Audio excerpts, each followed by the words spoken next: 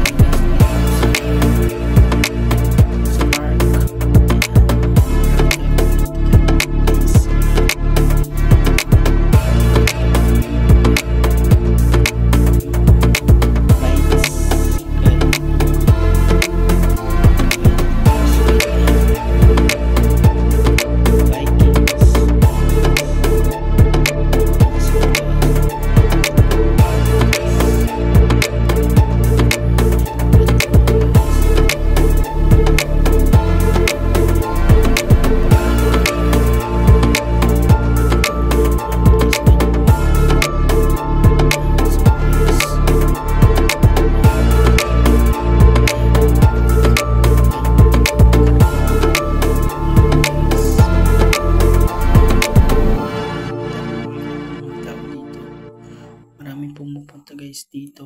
Ayan, mga nakabike, mga estudyante. Ayan guys, nandito tayo sa safari. Ito yung